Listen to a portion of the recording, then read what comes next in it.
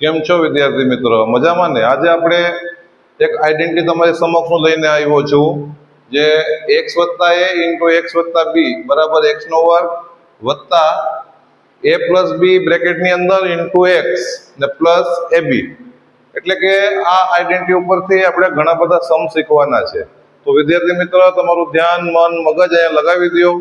અગર જો તમને આ વિડીયો સારો લાગે તો અંત સુધી નિહાળજો અને તમારા ભાઈ મિત્રોને પણ આ વિડીયોની લિંક મોકલજો, જેથી કરીને આ ટાઈપના દાખલાના વિડીયો હું બનાવીશ તો જેમના નોટિફિકેશન તમને મળતા રહેશે અને ફ્રીની અંદર તમે બીજગણિત છે એ તમે શીખતા રહેશો.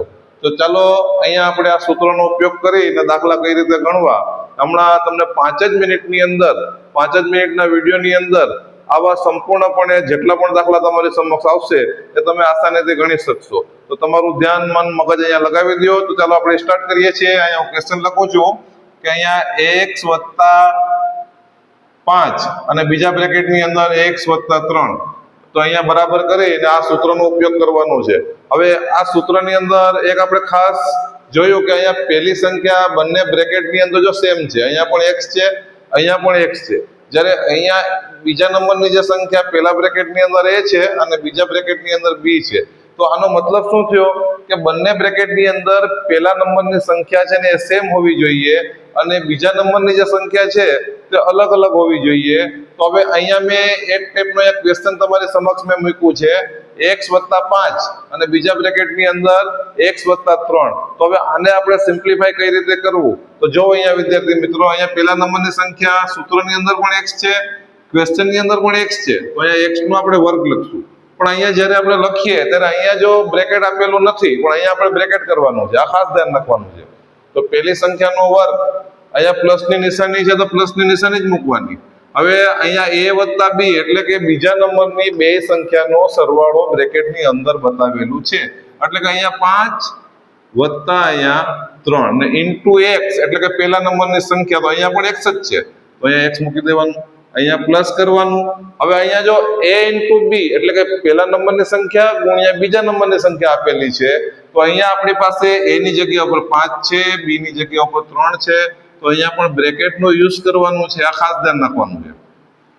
તો અહીંયા પહેલા બ્રેકેટની અંદર 5 ઇન્ટુ બીજા બ્રેકેટની અંદર 3. હવે એના પછીનું આગળનો સ્ટેપ આપણે કરીએ. આ બે જ સ્ટેપની અંદર આ તમારું સમ તૈયાર થઈ જશે વિદ્યાર્થી મિત્રો. તો જો અહીંયા કોઈ સંખ્યા આપેલી નથી, અહીંયા ચલ આપેલું છે, એબીસીડી ના અક્ષર જે 26 અક્ષર આપેલા હોય છે એને ચલ કહેવાય. તો અહીંયા ચલ આપેલું છે, તો અહીંયા x નો વર્ગ પ્લસ કરીને આ બંનેનો સરવાળો કરવાનો છે. અંદર જો પ્લસ માઇનસ હોય તો એ રીતે સાદું રૂપ આપવાનું, પણ અહીંયા બંને સંખ્યા પ્લસમાં આપેલી છે, તો 5 વત્તા 3 એટલે કે 8 થશે અને એનો ગુણાકાર આની સાથે થશે, x ની સાથે થશે. તો અહીંયા 5 વત્તા 3 એટલે કે 8 ઇન્ટુ ગુણ્યા x એટલે કે અહીંયા 8x લખશું આપણે. અહીંયા પ્લસ છે તો પ્લસ લખશું, અહીંયા કોઈ જાતની નિશાની આપેલી નથી એટલે અહીંયા પ્લસ જ રહેશે. અને આ બંનેનો મલ્ટીપ્લાય કરશું, ગુણાકાર કરશું, તો 5 તેરી તો 15. તો જો અહીંયા તમારી સમક્ષ આ આઈડેન્ટિટીનો ઉપયોગ કરી અને આપણે જે સમ ગણ્યું તો કેટલું આસાનીથી આપણને જવાબ મળી જાય છે. ચાલો બીજો દાખલો હું ગણું છું, જેમ દાખલા ગણશો તેમ તમને વધારે ખબર પડશે. ચાલો બીજા નંબરનો સમ કરીએ છીએ આપણે. તો આની અંદર અહીંયા આપણે 2x લઈએ વત્તા અહીંયા 3y લઈએ. એવી રીતે બીજા બ્રેકેટની અંદર 2x વત્તા અહીંયા 5y, બરોબર. હવે આને આપણે આ આઈડેન્ટિટીનો ઉપયોગ કરી, આઈડેન્ટિટી એટલે કે સૂત્ર, આ સૂત્રનો ઉપયોગ કરીને આપણે આને દાખલો ગણવાનો છે. જો અહીંયા બંને બ્રેકેટની અંદર પહેલી સંખ્યા સેમ છે, અહીંયા પણ 2x આપેલા છે, અહીંયા પણ 2x આપેલા છે, બરોબર. તો અહીંયા બરાબરની નિશાની કરવાની અને પછી 2x નો વર્ગ લખવાનો. 2x ને બ્રેકેટની અંદર મૂકવાના છે, કૌંસની અંદર મૂકવાના છે અને ઉપર વર્ગ કરવાનું છે. પછી અહીંયા પ્લસ કરવાનું, અહીંયા આપણે પ્લસ કરશું.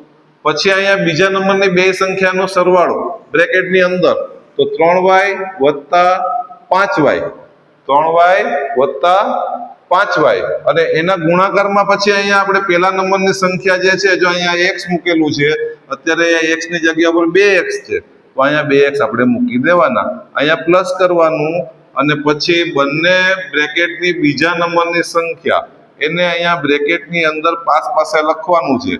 તો પહેલા બ્રેકેટમાં બીજા નંબરની સંખ્યા 3y છે અને બીજા બ્રેકેટની અંદર બીજા નંબરની સંખ્યા 5y છે. તો આને આ રીતે પહેલા લખી નાખવાનું. હવે આગળ આપણે આને સિમ્પ્લિફાય કરીએ. તો તો અહીંયા 2 નો વર્ગ કેટલો થાય? તો વર્ગ એટલે કે જે સંખ્યા આપેલી હોય એને એ જ સંખ્યાથી ગુણાકાર કરવાનો, એટલે કે 2 નો વર્ગ તો કે 4. તો અહીંયા 4 મૂકશું. અહીંયા એબીસીડી ના અક્ષર તરીકે અહીંયા એક્સ છે જેને ચલ કહેવાય, તો અહીંયા ચલ લખીને આ જે વર્ગ આપેલો છે ને ચલની ઉપર મૂકવાનું, આ ખાસ ધ્યાન રાખવાનું છે. પછી સંખ્યા પર મૂકવાનું નથી, સંખ્યા પર અહીંયા વર્ગ આપણે કરી નાખ્યું છે. જ્યારે અહીંયા એબીસીડી ના અક્ષર તરીકે કોઈ પણ સંખ્યા આપેલી હોય તો અહીંયા ઉપર વર્ગ હોય, ઘન હોય, 4 ઘાત હોય, 5 ઘાત હોય, જે કંઈ પણ હોય અહીંયા ઉપર મૂકવા પડશે. હવે અહીંયા પ્લસ કરવાનું. હવે આ બંનેનો સરવાળો, તો 3 + 5 કેટલા થાય? તો કે 3 ને 5 8 થાય, અને 8 × 2 અહીંયા ગુણાકારનો સંબંધ છે, તો 8 × 2 તો કે 16. તો અહીંયા 16xy, અહીંયાથી x લીધું અને અહીંયાથી y લીધું. જો અહીંયા બંનેનો સરવાળો જો 3 + 5 એટલે કે 3 ને 5 તો કે 8.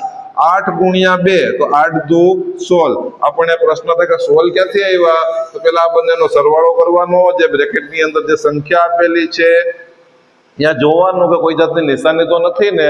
નિશાની ન હોય એટલે આપણે સમજી જવાનું કે બંને સંખ્યા છે પ્લસમાં છે, વત્તાકાર છે.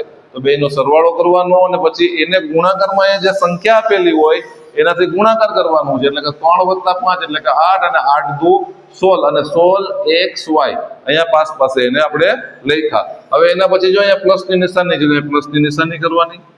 હવે આ બંનેનો ગુણાકાર, તો 3 × 5 તો કે 15. હવે y કેટલી વાર છે? તો કે 2 વાર છે. તો આપણને ખબર છે કે જ્યારે આધાર સરખો હોય ત્યારે એની ઘાતનો સરવાળો થાય. અહીંયા ઘાતમાં કાંઈ ન આપેલું હોય તો 1 1 તો આપેલા હોય, તો 1 ને 1 કેટલા થાય? તો 2 થાય. કેટલો વિદ્યાર્થી મિત્રો દાખલા આસાન છે?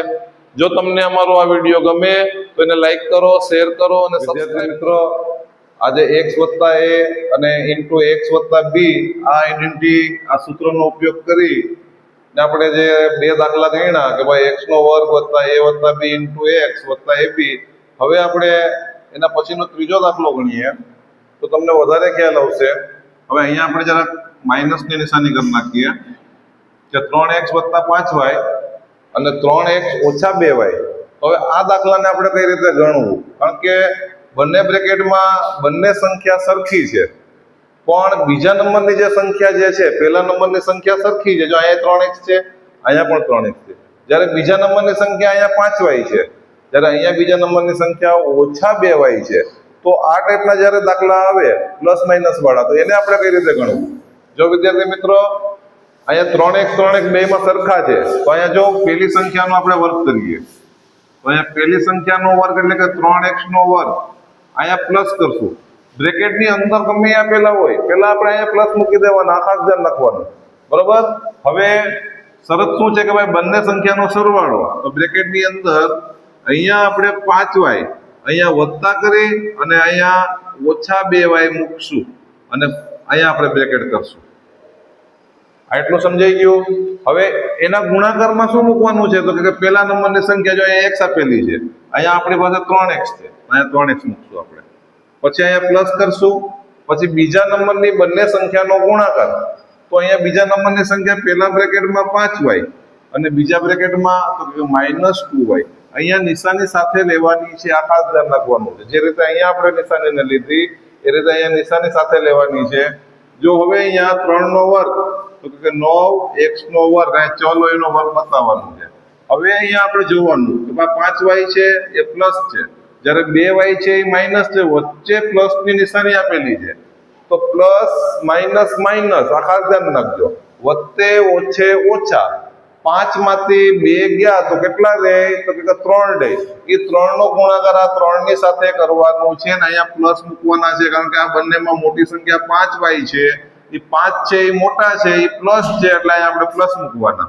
હવે અહીંયા 5 માંથી 2 ગયા તો 3 રહ્યા, એ 3 નું આ 3 ની સાથે ગુણાકાર કરવાનું, એટલે કે 3 તેરી 9 થાય અને એની સાથે અહીંયા ચલ આપેલા છે x અને y, તો અહીંયા 9xy થશે. હવે અહીંયા એના પછીનું જોઈએ તો અહીંયા પ્લસ છે, અહીંયા માઇનસ છે, તો પ્લસ માઇનસ માઇનસ વત્તે ઓછે ઓછા. હવે આ બંનેનો ગુણાકાર 5 તો કે 10, અહીંયા y, તો y કેટલી વાર છે? તો કે 1 અને અહીંયા 1, તો 1 ને 1 કેટલા થાય? 2 થાય, એટલે અહીંયા ઉપર સ્ક્વેર મૂકવાનું છે. આ ઘાતનો નિયમ છે, જ્યારે આધાર સરખો હોય ત્યારે ઘાતનો સરવાળો થાય. આ ખાસ યાદ રાખજો. એટલે અહીંયા y × y કર્યું છે, એટલે ઉપર અહીંયા 2 આપણે મૂક્યા છે. હવે એવી રીતે ચોથા નંબરનો દાખલો જોઈએ, એને આપણે સિમ્પ્લિફાઈ કરીએ. જો બંને બ્રેકેટમાં પહેલી સંખ્યા સેમ છે, 4x નો વર્ગ લખી નાખવાનો હોય, બંનેમાં 4x છે.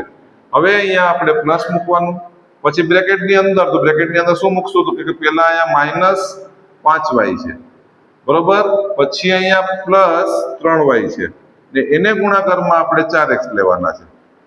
પછી અહીંયા પ્લસ કરશું, પછી બંને સંખ્યાનો ગુણાકાર, તો જો અહીંયા -5y, બીજા બ્રેકેટમાં તો કે 3y, એ પ્લસ છે એટલે અહીંયા નિશાની આપેલી નથી. હવે અહીંયા આપણે સાદું રૂપ આપીએ તો 4 નો વર્ગ કેટલો થાય, તો કે 4 × 4 ચોકે 16, 4 નો વર્ગ 16 થાય, તો અહીંયા 16 મૂકશું, અહીંયા x લખશું ને ઉપર વર્ગ મૂકશું. હવે અહીંયા શું મૂકવું આપણે, તો પહેલા અહીંયાથી જ આપણે ડિસિઝન લઈ લેવાનું.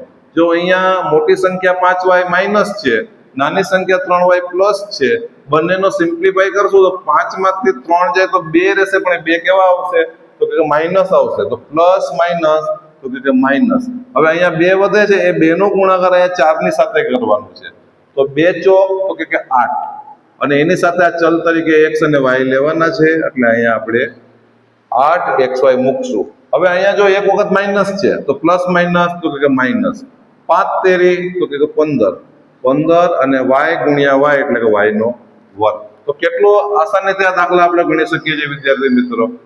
જો તમને આ વિડીયો ગમે તો એને લાઈક કરજો, શેર કરજો અને સબસ્ક્રાઇબ કરજો, જેથી કરીને આવા અવનવા વિડીયો બનાવશું જેમના નોટિફિકેશન તમને મળતા રહેશે. અને જો તમારે આ ચેનલ તમને જો ગમે તો તમારા ભાઈ મિત્રોને પણ તમે શેર કરજો, જેથી કરીને એ પણ ફ્રીની અંદર આ ગણિત જોતા થાય અને ગણિતના દાખલા શીખતા થાય.